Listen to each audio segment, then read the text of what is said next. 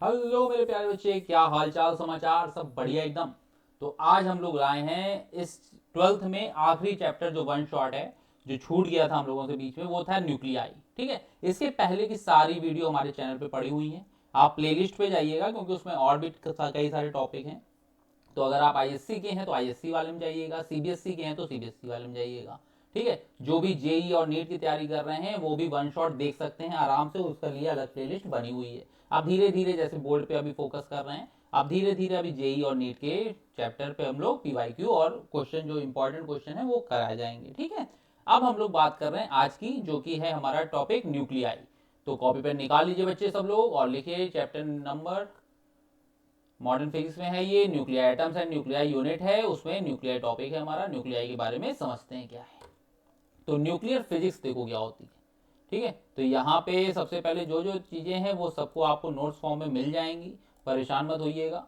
ठीक है, ये नोट्स आप हमारे टेलीग्राम चैनल से डाउनलोड कर सकते हैं, वहाँ पे टेलीग्राम चैनल का लिंक डिस्क्रिप्शन में मिल जाएगा। नहीं मिल रहा है तो आप कमेंट में बता दीजिएगा, तो कमेंट में आपको लिंक प्रोवाइड कर दिया जाएगा। ठीक है, अब बात आती है न्यूक्लियर फिजिक्स की। तो न्यूक्लियर फिजिक्स में क्या क्या है पहले तो ये समझते हैं। तो न्यूक्लियर फिजिक्स में बच्चे देखो, जो जो चीज़ें इंपॉर्टेंट हैं, थ्योरी चैप्टर है इसलिए थ्योरी फॉर्म में लिख दिया गया है। न्यूक्लियाई जो होता है वो हमारा क्या है, पॉजिटिव पार्ट ऑफ एटम है। ठीक है, कंस्टिट्यूएंट पार्टिकल कौन कौन से हैं, किससे किससे मिलकर बना होता है, प्रोटॉन से और न्यूट्रॉन से। न्यूक्लियर चार्ज जो होता है वो कितना होता है, प्लस जेड ई, पॉजिटिव होता है, और जितना भी एटॉमिक नंबर है उसी के इक्वल जेड हमारा एटॉमिक नंबर होता है या नंबर ऑफ प्रोटॉन होता है। न्यूक्लियॉन जो होता है उसको भी हम लोग, प्रोटॉन और न्यूट्रॉन को कंबाइनली हम लोग क्या बोलते हैं, न्यूक्लियॉन बोलते हैं। वहां पे कंफ्यूज मत होना, न्यूक्लियॉन क्या है। तो प्रोटॉन और न्यूट्रॉन मिला करके ही हमारा क्या बनता है, न्यूक्लियॉन बनता है। और नंबर ऑफ न्यूक्लियॉन्स जो होते हैं वो मास नंबर के इक्वल होते हैं, कैपिटल ए। अब बात आती है न्यूक्लियर मास निकालते कैसे हैं। तो पहला मेथड है भैया, न्यूक्लियर मास का होता है कि वन न्यूक्लियॉन का मास निकाल लो और नंबर ऑफ न्यूक्लियॉन्स लिख लो कितने हैं। जैसे यहाँ पे, जैसे मान लो जेड एक्स से लिखा हुआ है, दिखाई नहीं दे रहा होगा, अगर कहीं पर जेड एक्स से लिखा हुआ है, ठीक है, तो ये हमारा ए ही हमारा क्या होता है, न्यूक्लियॉन्स होते हैं। और mass of one nucleon into number of nucleons, ये हमारा टोटल मास आ जाएगा। सेकेंड मेथड क्या होता है कि अगर हम यहाँ पे हम निकालें, तो भैया ये समझो, ऐसे समझो तुम, यहाँ पे 11 Na, कहीं पे अगर लिखा हुआ है तो 11 Na 23 लिखा हुआ है। यहाँ पे प्रोटॉन कितने हैं, प्रोटॉन होते हैं 11, न्यूट्रॉन जो होंगे वो हो जाएंगे 23 - 11। ठीक है, या अगर हम इस फॉर्म में लिखें तो जेड, और ये कितना हो गया, ए माइनस जेड हो गया। तो अगर हमें टोटल मास निकालना है तो हम क्या करें, टोटल मास प्रोटॉन का निकाल लें, प्लस टोटल मास मास किसका निकाल लें, न्यूट्रॉन का निकाल लें। तो ये आ जाएगा Z M P plus A minus Z into M N. Clear है इतना, एक एक चीज समझ में आ रही ना। अब देखो, जब इतना हो गया तो वही सारी चीजें लिखी गई हैं, क्या क्या क्या होते हैं। जैसे यहाँ पे जेड जो होता है वो होता है atomic number, number of proton भी वही होता है। ए हमारा क्या होता है, मास नंबर के इक्वल होता है, मास ऑफ प्रोटॉन mp होता है, मास ऑफ न्यूट्रॉन जो होता है वो mn होता है। शेप ऑफ न्यूक्लियस की बात करें तो जनरली क्या होती है, स्फेरिकल होती है। ठीक है ना, तो ये हमारा क्या हो गया, ये हमारा हो गया शेप ऑफ न्यूक्लियस के बारे में हो गया। क्लियर है इतना, एक एक चीज समझ में आ गई ना। चलो फिर सेकेंड पेज पे आते हैं। सेकेंड पेज में देखो क्या है, न्यूक्लियर साइज क्या होगा, है ना। सबसे पहली बात पता चली हमें कि शेप उसका कैसा होता है, स्फेरिकल होता है। शेप जो हुआ वो कैसा हो गया, स्फेरिकल हो गया। फिर उसके बाद साइज की अगर हम बात करें तो हमें पता है कि आर, रेडियस जो होती है वो मास नंबर का क्यूबिक रूट के प्रोपोर्शनल होती है। तो अगर हम यहां से लिखेंगे तो ये आ जाएगा R equal to R naught A की पावर 1/3। क्लियर है इतना। आर नॉट जो होता है वो कांस्टेंट होता है, और उसकी वैल्यू लगभग कितनी होती है, 1.4 फर्मी मीटर होती। फर्मी मतलब हो गया 10⁻⁻15। ठीक, इतना समझ में आया। फिर आता है डेंसिटी। तो डेंसिटी का फॉर्मूला बच्चे क्या होता है, mass of nucleus upon volume of nucleus. तो यहां से जब हम सॉल्व करेंगे तो रो की वैल्यू आ जाएगी 3m/4 पाई या 3/4 m/पाई आर ई क्यूब। ठीक है, इतनी आ जाएगी। और ये क्या होती है, कांस्टेंट होती है। All nuclei have same and constant density, density जो होती है वो इसकी हाई पावर होती है और कांस्टेंट होती है। इतनी बात समझ में आ चुकी है हमें। फिर उसके बाद बात करें तो जो सबसे इंपॉर्टेंट है वो यही है, एटॉमिक मास यूनिट। बहुत ज़्यादा इससे आना नहीं है, तो इसको जल्दी जल्दी ख़त्म करते हैं हम लोग। जो जो इम्पोर्टेंट है बेटा वो नहीं छूटना चाहिए, है ना। किसी चीज सब्जेक्ट का ज्ञान ही नहीं बनना अभी हमको इस समय। बोर्ड पेपर आने वाला है, तो जो जो चीज़ें आती हैं पेपर में वो हम लोग पहले करते हैं। तो एटॉमिक मास यूनिट एक 1 मार्क्स का क्वेश्चन आ सकता है, इंपॉर्टेंट है ये। तो 1 मार्क्स के क्वेश्चन में डेफिनेशन लिखनी है। तो डेफिनेशन क्या होती है, इट इज 1/12, फॉर्मूले समझ में आ जाएगा, 1/12 मास ऑफ 1 6C12 एटम। तो यहाँ से 1U की वैल्यू याद होनी चाहिए तुम्हें। 1U होता है कितना, 1.66 इंटू 10 की पावर -27 kg होता है। अब रिलेशन निकालना है 1U और kg में। तो तुम्हें पता है ये किसके इक्वल होता है, 1/12 मास ऑफ 1 6C12 एटम के इक्वल होता है ना। अच्छा, मास ऑफ 6C12 एटम होगा कितना, 12 अपॉन एवोगैड्रो नंबर, यही तो होगा। तो 12/n किया, तो यहाँ से जब सॉल्व किया तो ये वैल्यू आ गई 1.66 इंटू 10 की पावर -27 kg। समझ में आ रहा है, इतनी चीजें यहाँ से आ गई। अब इसके बाद देखो, फिर आता है mass energy equivalence. Mass energy equivalence में क्या होगा, अब जो मास आया है, ठीक है, यहाँ पे जो मास आया है वो किसकी वजह से आया, मास डिफेक्ट की वजह से। तो जो डेल्टा ई होता है वो किसके इक्वल होगा, डेल्टा एम इंटू सी स्क्वायर के इक्वल होगा। लेकिन हमें क्या करना है, हमें तो 1U में चाहिए ना। ये मतलब है कि अगर मास में 1U का चेंज हुआ है तो उस समय कितनी एनर्जी रिलीज होगी। तो बेटा एनर्जी की वैल्यू हो जाएगी 931.5 मेगा इलेक्ट्रॉन वोल्ट हो जाएगी। ये हमारा डेल्टा ई का फॉर्मूला आ जाएगा। क्लियर है इतना। तो ये डेल्टा ई की वैल्यू हो गई कितनी, 931.5 मेगा इलेक्ट्रॉन वोल्ट हो गई। ठीक, समझ में आया।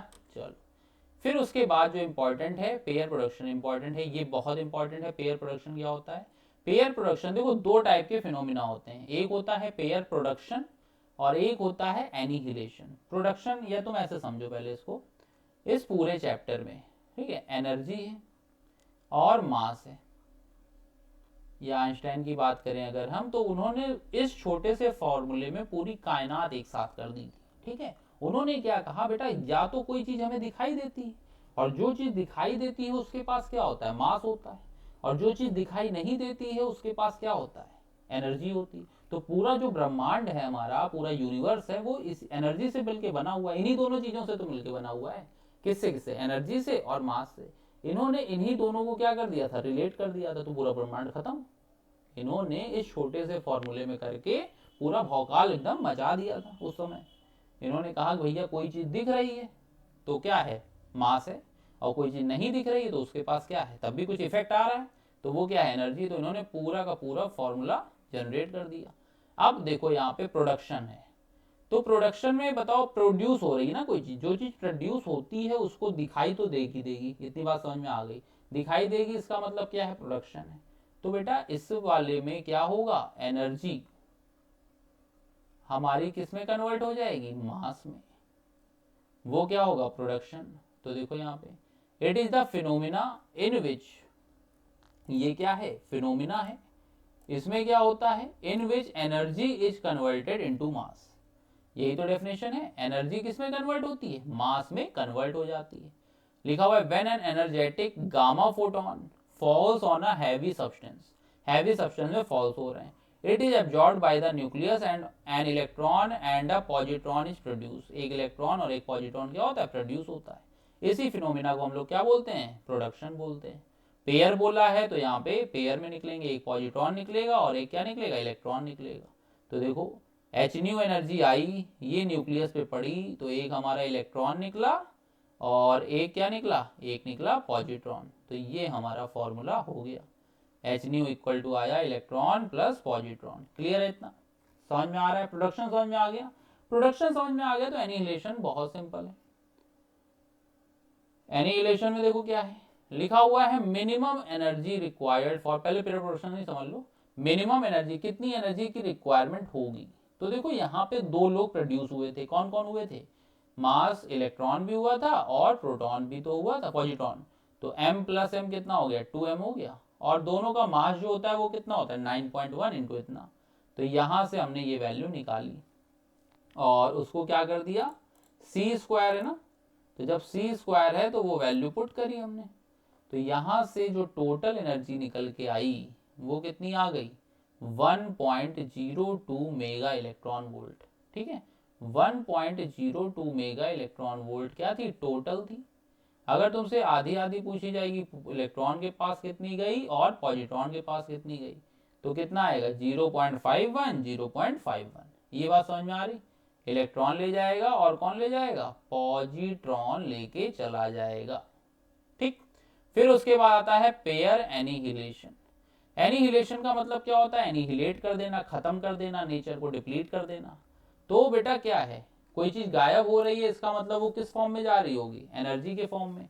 तो ये एक ऐसा फिनोमिना है जिसमें हमारी मास किस में कन्वर्ट हो रहा होगा, एनर्जी में। तो लिखा हुआ it is the phenomena in which matter is converted into energy.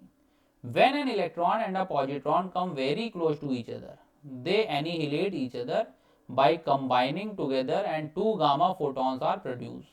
This phenomena is called pair annihilation. ठीक है, उस हम लोग फिनोमिना को क्या बोलते हैं, पेयर एनिहिलेशन बोलते हैं। समझ में आ रहा है, तो यहाँ पे ये हमारा गामा फोटोन हो गया। देखो यहाँ पे ये बिफोर कंबाइनिंग है, तो यहाँ पे इलेक्ट्रॉन और पॉजिट्रॉन है, पेयर बोला गया है इसलिए यहाँ पे हमने दो गामा फोटोन दिखाए हैं। हर बच्चा यही पूछता है कि सर यहाँ पे दो क्यों दिखाए हैं, क्योंकि यहाँ पे वर्ल्ड बोला गया है, एनिहिलेशन नहीं बोला गया, पेयर एनिहिलेशन बोला गया है। तो जब पेयर बोला गया है तो यहाँ पे ये दिखाना होता है कि दो वहां पे एनर्जी पार्टिकल निकले हैं। ठीक है, गामा फोटोन निकले। समझ में आया इतना। इसका भी अगर हम कैलकुलेट करेंगे तो देखो यहाँ पे LHS में क्या है, LHS में है इलेक्ट्रॉन और पॉजिट्रॉन, और ये किसमें, गामा फोटोन में निकल गया। तो अगर हम कैलकुलेशन निकालेंगे बच्चे, तो देखो C की वैल्यू कितनी है, 3 इंटू 10⁸, और यहाँ से अगर हम फिर से वही करेंगे तो ये वही आ जाएगा 2 इंटू इतना, और जब कैलकुलेट करोगे तो यहाँ से इतनी आ जाएगी। अगर हम ईच गामा फोटोन का करेंगे तो 0.51, मतलब सेम कैलकुलेशन वही है जो पहले हुई। ठीक है, कोई नई कैलकुलेशन नहीं हो रही यहाँ पे। अब अगले पे आते हैं, मास डिफेक्ट क्या होता है। तो देखो जैसे यहाँ पे जो हम लोगों ने फर्स्ट मेथड और सेकंड मेथड से मास निकाले थे, ठीक है, जब हम लोगों ने ZX से किया था तो हम लोगों ने फर्स्ट मेथड और सेकंड मेथड से निकाले थे। तो होता क्या है कि अगर हम यहाँ पर दोनों के मास कैलकुलेट करते हैं तो बहुत माइन्यूट सा डिफरेंस होता है जो कि मास का डिफेक्ट होता है। ठीक है, तो हम लोग क्या बात करें यहाँ पे, मास डिफेक्ट की वैल्यू क्या होगी, total mass of nucleons minus given mass of nucleus. ठीक है, तो ये टोटल मास हमने निकाला ZMP plus A minus ZMN minus capital M। तो यहां से ये वैल्यू आ गई। अब यहां से डेल्टा M निकाल लेंगे, यही हमारा क्या होता है, मास डिफेक्ट होता है। क्लियर है इतना।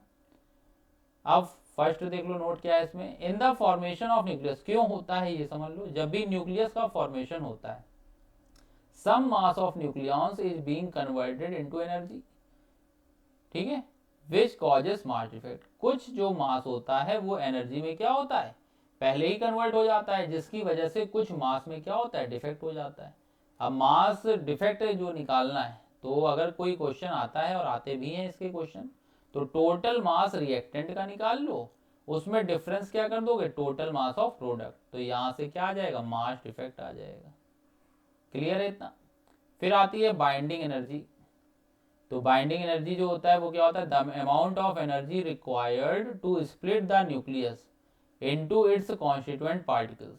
ठीक है, बाइंडिंग एनर्जी क्या है, जैसे मान लो कि जो भी यहाँ पे हर इंसान ने एक दूसरे को कुछ एनर्जी से बाइंड किया हुआ है, ठीक है, तो वही लिखा हुआ है, the amount of energy required to split the nucleus, nucleus को स्प्लिट करने के लिए कॉन्स्टिट्यूएंट पार्टिकल से जो एनर्जी की रिक्वायरमेंट होती है, अगर उतनी एनर्जी मिल गई तो वो क्या हो जाएगा, ब्रेक हो जाएगा।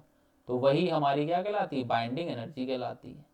कैलकुलेशन कैसे करोगे, अगर बाइंडिंग एनर्जी निकालनी है तो डेल्टा M इंटू सी स्क्वायर, नहीं अगर केजी में दिया है, नहीं तो अगर यू में दे रखा है तो delta M into 931.5 mega electron volt हो जाएगा। अब यहाँ से बाइंडिंग एनर्जी पर न्यूक्लियन निकालेंगे तो वो हमारा आ जाएगा binding energy upon number of nucleon.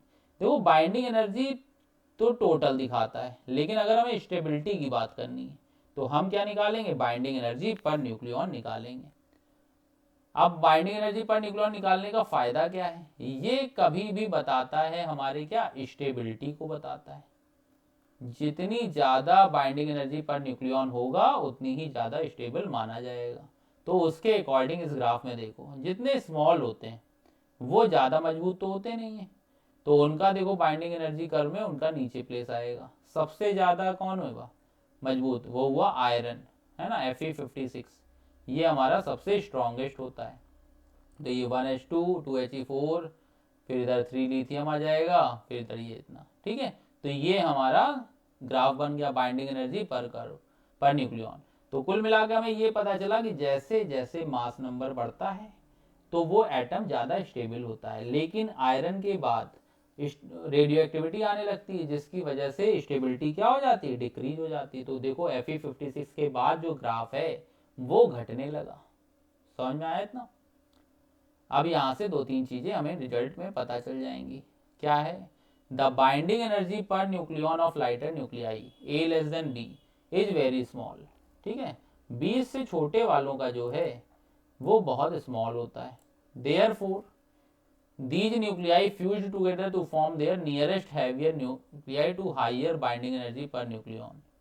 Nuclear fission और फ्यूजन पढ़ोगे तुम उसमें, उसमें देखो फ्यूजन में लिखा रहता है कि जब छोटे न्यूक्लियस मिला करके, छोटे न्यूक्लियाई मिला करके बड़ा न्यूक्लियस बनाते हैं तो उसी प्रोसेस को हम लोग क्या बोलते हैं, न्यूक्लियर फ्यूजन बोलते हैं। तो छोटे न्यूक्लियस जो होते हैं वो न्यूक्लियर फ्यूजन फॉर्म कर सकते हैं। In case of lighter nuclei, the nuclei in which number of protons are equal to number of neutron, अगर नंबर ऑफ प्रोटॉन और नंबर ऑफ जैसे देखो यहाँ पे 2He4 है और एक है 3 लिथियम 7, तो भाई कायदे से तो 3 लिथियम 7 ज्यादा स्ट्रांग होना चाहिए, लेकिन इसमें देखो नंबर ऑफ प्रोटॉन कितने हैं 2 और नंबर ऑफ न्यूट्रॉन कितने हैं 2, और यहाँ पे देखोगे प्रोटॉन कितने हैं 3 और न्यूट्रॉन कितने हैं 4। तो अगर सेम सेम है, अगर एडजेसेंट में है, ये पड़ोसी वाले में अगर प्रोटॉन और न्यूट्रॉन सेम है तो वो ज़्यादा स्टेबल होता है एज कंपेयर टू जिसमें इक्वल ना हो, ठीक है। इसीलिए देखो ये एग्जांपल दिया गया है। फिर कह रहा है the nuclei having A equal to 50 to 80 contains maximum इतना, तो ये कहा गया है 50 से 80 तक लेकर के जो न्यूक्लियाई होते हैं उनकी बाइंडिंग एनर्जी पर न्यूक्लियॉन्स क्या होती है, ज़्यादा होती है, इसीलिए उनको ज़्यादा स्टेबल माना गया है। 80 के बाद जो होता है वो बाइंडिंग एनर्जी कम हो जाती है, क्यों, क्योंकि वहाँ पे रैपिडली वही रेडियो एक्टिविटी शो करने लगता है, इसकी वजह से होती है। Heavy nuclei possess less binding energy per nucleon, therefore they become splitted in their neighboring lighter nuclei having higher binding energy per nucleon। तो फिजन का जो मेन रीजन है वो क्या है, जैसे जैसे हैवी होते जाते हैं तो वो क्या होता है, बाइंडिंग एनर्जी वीक हो जाती है, और बाइंडिंग एनर्जी पर न्यूक्लियन अगर वीक हो गई तो वो क्या चाहेंगे, वो चाहेंगे अपने कंपेयर में ब्रेक होकर के स्टेबल करना चाहते हैं, ठीक है ना। तो ये सारी चीजें यहाँ पे हो गई। अब न्यूक्लियर फिजन और फ्यूजन समझ में तो आ गया क्यों होता है, होता क्या है, इसके लिए आगे की कहानी समझते हैं हम लोग। तो न्यूक्लियर फिजन समझो क्या होता है। न्यूक्लियर फिजन बच्चे ये होता है कि हैवी न्यूक्लियस, डायग्राम से समझाते हैं तुम्हें ज़्यादा समझ में आएगा। हैवी न्यूक्लियस जैसे मान लो कि ये यूरेनियम है, ठीक है, यूरेनियम 235 है, इसके ऊपर हमने न्यूट्रॉन की बम्बार्डिंग करा दी। तो ये क्या होता है, ये हमारा दो इक्वल कंपेरेबल इक्वल, मतलब एक हो गया 56 बेरियम 141 और एक हो जाता है 36 क्रिप्टन 92, इसमें ब्रेक हो जाता है और 3 न्यूट्रॉन निकलने लगते हैं, ठीक है, 3 न्यूट्रॉन निकलते हैं। अब जब ये 3 न्यूट्रॉन निकले और खूब सारी एनर्जी भी निकलती है, तो ये हमारा प्रोसेस क्या होता है, न्यूक्लियर फिजन होता है। लेकिन ऐसा तो है नहीं कि ये दुनिया का आखिरी यूरेनियम था जो तुमको मिल गया, है ना, इतनी अच्छी किस्मत तो है नहीं हम लोगों की। तो जब ये आखिरी यूरेनियम नहीं था तो ये जो न्यूट्रॉन डिवाइड हुआ है ना, ये न्यूट्रॉन हो सकता है आगे भी यूरेनियम हो तो उससे भी टकरा सकता है, ये वाला भी टकरा सकता है, ये भी टकरा सकता है। तो देखो एक यूरेनियम से 3 यूरेनियम, मतलब एक न्यूट्रॉन से 3 न्यूट्रॉन बने, फिर 3 से इससे 3 न्यूट्रॉन बनेंगे, इससे 3 और इससे 3। तो एक आदमी ने 3 लोगों की हेल्प की, दूसरे आदमी ने फिर 3 लोगों की हेल्प की। हमें थैंक यू नहीं बोलना है, हमें क्या करना है, एक आदमी 3 की हेल्प करेगा, एक आदमी 3 की हेल्प करेगा, तो ऐसे ऐसे करते हुए हम लोगों का पूरा चैन बन जाएगी, और इसी को हम लोग चैन रिएक्शन बोलते हैं। सलमान भाई की जय हो। ठीक है, तो जय हो मूवी से हमने ये कॉन्सेप्ट सीखा था कि हमें किसी को थैंक यू नहीं बोलना है, हमें क्या करना है, 3 आदमी की हेल्प करनी है। तो हम जिंदगी में 3 आदमी की हेल्प कर रहे हैं। तुम क्या करोगे, यही वीडियो 3 लोगों को सब्सक्राइब करा दो। ठीक है, तो अपने दोस्तों में 3-3 लोगों को लेकर के आना है। अगली जो क्लास होगी उसमें तुम लोगों को 3-3 लोगों को लेकर के आना है। तो फिर देखो ये एक पूरा चैन बन जाएगी और हम लोग मिलियन सब्सक्राइबर पा जाएंगे। लेकिन तुम लोग करते नहीं हो, अभी तक तुमने ही लाइक नहीं किया हुआ है, देखे जा रहे हो इतनी देर से। वीडियो तो लाइक कर दो यार, हैं, वीडियो लाइक कर सकते हो ना, तो कर दो। फिर अब इसके बाद देखो यहाँ पे ये तुम्हारे ये न्यूट्रॉन न्यूट्रॉन बढ़ गया, क्लियर है ना इतना।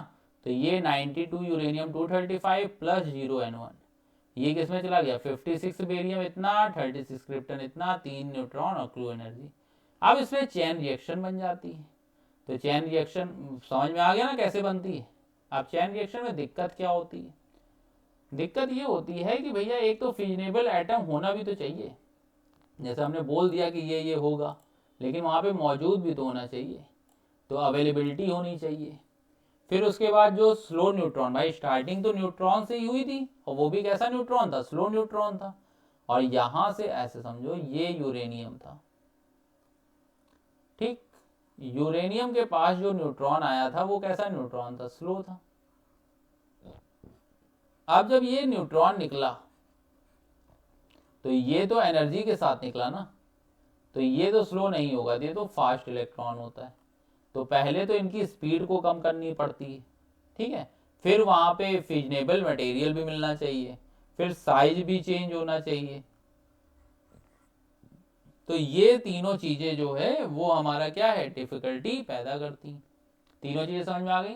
पहला तो अवेलेबिलिटी होती है, फिर उसके बाद स्लो न्यूट्रॉन नहीं होते, फिर जो फिजनेबल मटेरियल है उसका साइज भी तो होना चाहिए ताकि उसके साथ रह करके बीते भी तो। जैसे क्या है, मान लो अब हम तुम्हें चैप्टर पढ़ा रहे हैं तो कम से कम आधे घंटे की वीडियो तो बने, ये थोड़ी ना आए हेलो हेलो करके चले गए, फायदा क्या उसका, है ना। तो हमें क्या है, हर एक चीज सॉल्व करके इतने बता दें कि हाँ बोर्ड में तुम्हारे लिखने लायक हो जाए, नोट्स अच्छे से अच्छे हो जाए। तुम्हें क्या लगता है ये 40 मिनट की मेहनत है, ये नोट्स क्या ऐसे ही बन गए हैं बेटा। यहाँ पे राइटिंग देख लो कितनी मेहनत से लिखा गया है, हैंड रिटन लिखे गए हैं, टाइपिंग के पैसे नहीं है हमारे पास कि टाइप करवाएं किसी से। तो इससे अच्छा है कि हैंड रिटन लिखें, राइटिंग अच्छी है मेरी, तो हम इतना ध्यान दे देते हैं। फिर उसके बाद रिमूवल देखो अब कैसे करेंगे। तो size of fissionable material should be equal और greater than a certain minimum amount, तो इतना तो ज़्यादा होना ही चाहिए, which is called critical size. Critical size के बारे में, क्रिटिकल साइज से ज़्यादा होगा तभी हम लोग यहाँ पे परफॉर्मेंस दे सकते हैं। क्रिटिकल साइज क्या होता है वो इतना इंपॉर्टेंट नहीं। टाइप्स ऑफ चेन रिएक्शन की बात करें तो भैया एक अनकंट्रोल्ड होती है, एक कंट्रोल्ड होती है। देखो जब यहाँ से हमने बताया ना 1 से 3 बने, 3 से फिर 9 बनेंगे, 9 से 27 बनेंगे, तो होता क्या भैया, एनर्जी यहाँ भी निकल रही है, एनर्जी यहाँ भी निकल रही है, एनर्जी यहाँ भी निकल रही है, तो एनर्जी तो ये बहुत ज़्यादा है। और कंट्रोल बाई चेन रिएक्शन हुई तो कंट्रोल भी हो सकती है, अनकंट्रोल्ड भी हो सकती है। कंट्रोल्ड है तो हम एनर्जी को अपने फायदे में यूज कर सकते हैं, तो कुछ अच्छी चीज बना सकते हैं। अनकंट्रोल्ड है तो हम अच्छी चीज तो नहीं बन सकती, बम वगैरह बन जाएगा। तो यहाँ पे जब अनकंट्रोल्ड होती है तो उस समय क्या होता है, एटम बम बन तैयार हो जाता है हमारा। और कंट्रोल्ड होती है तो हम लोग उससे क्या करते हैं, कोई अच्छी डिवाइस बना लेते हैं, तो उसको क्या नाम देते हैं, न्यूक्लियर रिएक्टर बोला जाता है। तो न्यूक्लियर रिएक्टर बेटा कैसी डिवाइस है, a device in which fission chain reaction is carried out in a controlled manner. Controlled manner में होती है तो वो हमारी क्या कहलाती है, न्यूक्लियर रिएक्टर कहलाता है। देखते हैं, तो देखो डायग्राम बढ़िया बना हुआ है, समझ में आ रहा है, एकदम मज़ेदार डायग्राम है। अब इसमें हर एक चीज़ समझा देते हैं तुम्हें। हुआ क्या, जो जो दिक्कतें आ रही थी, डायग्राम पे बहुत ध्यान मत दो, हमने टाइम खराब किया है। तो जो जो दिक्कतें आ रही थी, दिक्कतें आ क्या रही थी, पहला तो यूरेनियम होना चाहिए, ठीक है, फ्यूल होना चाहिए। फिर यहाँ से जो न्यूट्रॉन निकले वो स्लो थे, और यहाँ से जो न्यूट्रॉन निकले हैं वो क्या है, फास्ट हैं। 1 न्यूट्रॉन, 2 न्यूट्रॉन और ये 3 न्यूट्रॉन। ठीक, अब बेटा ये जो न्यूट्रॉन है वो फास्ट है। मान लो यहाँ पर दूसरा यूरेनियम दिख रहा है, तो बताओ ये फास्ट है, सबसे पहले तो इसकी स्पीड को स्लो करे। तो दूसरे नंबर पे, पहले नंबर पे तो फ्यूल होना चाहिए, दूसरे नंबर पे क्या होना चाहिए, दूसरे नंबर पे होना चाहिए मॉडरेटर होना चाहिए। मॉडरेटर का काम समझ में आया? मॉडरेटर का काम क्या हो गया कि यूरेनियम 235 और ये, और मॉडरेटर का काम क्या हुआ कि जो फास्ट हैं उनकी स्पीड को क्या करे, स्लो करे। जैसे मोहल्ले में स्पीड ब्रेकर लगे होते हैं, ठीक है, स्पीड ब्रेकर का काम क्या होता है, जो बाइक वाइक हो वो बहुत तेज आती है कभी कभी, है ना, सब जो है बहुत तेज चलाते हैं, तो वहां पे स्पीड ब्रेकर क्या करता है, स्पीड को स्लो कर देता है। क्लियर है? सबसे अच्छा कौन सा होता है, सबसे अच्छा होता है भैया D2O, हैवी वाटर, सस्ता भी होता है ना, ग्रेफाइट और ये सब होती है। ठीक है, तो ये सारी चीजें इतनी हो गई। हैवी वाटर को बेस्ट माना जाता है क्योंकि लिक्विड में होता है और इसका मास जो होता है वो इक्वल टू किसके होता है, मास ऑफ न्यूट्रॉन के होता है। तो किसकी वजह से, जब अगर इक्वल मासेस कोलाइड करते हैं तो मैक्सिमम एनर्जी जो होती है वो हमारा क्या होती है, ट्रांसफर्ड हो जाती है। तो ये चीजें होती हैं। फिर उसके बाद कंट्रोलिंग रॉड। कंट्रोलिंग रॉड का क्या चक्कर क्या है, कंट्रोलिंग रॉड का चक्कर ये होता है कि जैसे मान लो कि हमें बैरिकेडिंग लगा दी, ठीक है, यूरेनियम ये था, हमने कहा कि 3 न्यूट्रॉन निकले थे, हमें 2 से ही करानी है, तो एक के आगे क्या करेंगे, बैरिकेडिंग लगा देंगे। बैरिकेडिंग से क्या फायदा होगा कि वहां से कोई भी टक्कर, मतलब कोई भी न्यूट्रॉन जा ही नहीं पाएगा, तो हमारा 2 से फिजन होता रहेगा। तो कंट्रोल रॉड ये होती है, to control the fission chain reaction boron and cadmium rod are use. पूछा जाता है 1 नंबर की कौन सी यूज करते हैं, तो बोरॉन और कैडमियम यूज करते हैं। काम क्या होता है, कंट्रोल करती हैं फिजन रेट को, तो ये काम हो गया। फिर कूलेंट। कूलेंट क्यों भैया, जहाँ पे इतनी एनर्जी निकल रही है तो वहाँ का टेम्परेचर क्या हो चुका होगा, बहुत ज़्यादा हो चुका होगा। तो वहाँ के टेम्परेचर को मेंटेन करने के लिए हम लोग क्या करते हैं, कूलेंट का यूज करते हैं। इस पर्पस के लिए हम लोग क्या करते हैं, CO2 और वाटर को यूज करते हैं, कार्बन डाइऑक्साइड और वाटर को यूज करते हैं। फिर उसके बाद बच्चे आता है शील्ड। शील्ड क्या होता है, जितने भी हार्मफुल रेडिएशन हैं, ठीक है, वो क्या होंगे, न्यूक्लियर रिएक्टर से बाहर निकलने लगते हैं। तो हमें क्या करना है, जो वहां पे काम कर रहे हैं उनको क्या करना है, बचाना है। तो वो क्या करते हैं, शील्ड पहन लेते हैं, तो शील्डिंग लगाई जाती है वहां पे। तो रिएक्टर जो होता है उसको, वो तो वो हो गया, सॉरी, जो शील्ड होती है तो वो क्या है, हार्मफुल इफेक्ट से बचने के लिए किया जाता है। तो दीवारों पे हम लोग कंक्रीट वॉल की थिक लेयर लगा देते हैं, तो जिससे हम लोगों को इन्फेक्शन नहीं फैलता वो। फिर आता है फ्यूजन। फ्यूजन समझ में आ गया, फ्यूजन में एनर्जी निकलती है लेकिन फ्यूजन से कम निकलती है, इतना याद रखना। फिर आता है फ्यूजन। फ्यूजन क्या होता है मेरे बच्चे, वो होता है जब जब 2 या 2 से ज्यादा छोटे छोटे लोग मिलकर के एक कम्युनिटी बनाते हैं, बड़ी कम्युनिटी बना देते हैं, तो वो हमारा क्या कहलाता है, वो कहलाता है न्यूक्लियर फ्यूजन कहलाता है। This process is called nuclear fusion. तो 1H2 + 1H2 gives 2He4 + Q। ये जो Q होता है ये फिजन से ज्यादा होता है, इतना याद रखना। तो यहाँ पे जो इंपॉर्टेंट पॉइंट है वो लिखा हुआ है, the energy output per unit mass of the material consumed is much larger in fusion of light, in fission of heavy nuclei. तो यही कहा गया, तो energy output per unit mass of the material consumed much larger in fusion, fusion में ज्यादा होता है। फिर क्या है, इतना हाई टेम्परेचर, भाई फ्यूजन बोल तो दिया छोटे छोटे लोग मिलकर बड़ा बनाते हैं, लेकिन छोटे लोगों के अंदर एटीट्यूड बहुत होता है। तो वो क्या करते हैं, उनको अगर मिलाना है तो उनके लिए हमें क्या चाहिए, हाई टेम्परेचर चाहिए, हाई टेम्परेचर चाहिए। और इतना टेम्परेचर यहाँ पे तो पॉसिबल है नहीं। तो जो सन से एनर्जी आती है उसका मेन सोर्स क्या है, न्यूक्लियर फ्यूजन है। क्लियर है इतना? फिर आता है स्टेलर एनर्जी। स्टेलर एनर्जी क्या होती है, जो एनर्जी हमें ऑब्टेन हो रही है कहाँ से, सन एंड स्टार से लगातार मिल रही है, वही हमारी क्या कहलाती है, स्टेलर एनर्जी कहलाती है। समझ में आया? कहीं कोई डाउट नहीं ना, थ्योरी कंप्लीट हो गई एकदम, एक एक चीज समझ में आ रही है। नोट्स इसके तुम लोग प्रिंट आउट निकाल लेना और उतना ही कर लो, पूरी बुक से करने की जरूरत नहीं, इसके बाहर क्वेश्चन नहीं आएगा। अब इसके बाद कुछ इसके क्वेश्चन हैं, वो तुम लोग रिवीजन शीट बनी हुई है तो इसके लगा करके रखना, इसको प्रिंट आउट करके बेटा इतना करो, है ना, मेहनत तो तुम्हें भी करनी पड़ेगी ना, ये ना सोचना कि हम ही करते रहें। हम कब तक करेंगे यार, जब तक तुम लोग केवल देख करके चले जाओगे, जब तक बताओगे नहीं कि कमेंट करके कि कहाँ पे क्या चीज़ें आ रही हैं क्या नहीं आ रही हैं, तो वो तो सारी चीज़ें तुम्हें ही बतानी पड़ेंगी ना, तभी तो मज़ा है क्लास का। केवल क्लास में वन वे कम्युनिकेशन होता रहे तो क्या मज़ा है इसका। ये सोचो कि यहाँ पे सॉल्यूशन नहीं कराया तो उसका रीजन है नहीं कराया, करने को हम 10 मिनट में ये भी सॉल्यूशन करा सकते हैं, ऐसा नहीं है, लेकिन फ़ायदा नहीं है ना। फ़ायदा ये है कि भाई तुमने इतनी वीडियो पढ़ी, MCQ टाइप है, इसको तुम यहाँ पर स्क्रीनशॉट ले लो, एक एक करते हुए ले लो। अच्छा रुको, इसका स्क्रीनशॉट ले लो, देन इसका ले लेना, वेरी शॉर्ट क्वेश्चन, इससे वेरी शॉर्ट क्वेश्चन और ऑप्शन वाले आते हैं, न्यूमेरिकल्स का ले लो। तो टोटल इतने क्वेश्चन जो है तुम लोग करके रखना जहां पे डाउट आए, क्योंकि 8 क्वेश्चन है, मुझे पता है कि मेरे नोट्स करने के बाद इन जितने भी 10-12 न्यूमेरिकल हैं उसमें से 7-8 तो तुम लोग कर ही लोगे ना, तो बचे कितने 3-4 वो हम करा देंगे तुमको, ठीक। तो तब तक के लिए बेटा goodbye, take care of you, bye bye. तैयारी बढ़िया करते चलो, समझ में आ रहा है हर एक चीज। वीडियो को लाइक और सब्सक्राइब कर दो अगर अच्छा लग रहा है, नहीं कर रहा है तो कोई बात नहीं बेटा, हम क्या कर सकते हैं, है ना, पकड़ के गोली तो मार नहीं देंगे कि नहीं नहीं लाइक करो, हमें दिख भी नहीं रहे हो। तो बेटा अपने अंतरात्मा में झांको कि हाँ मेहनत करनी है, मेहनत सर जी करा रहे हैं, अच्छी करा रहे हैं तो अच्छा है, नहीं करा रहे हैं कोई बात नहीं, दूसरे चैनल पे चले जाना, कोई फाउंडेशन तो है नहीं, ठीक है। बाय बाय बेटा, टेक केयर ऑफ यू।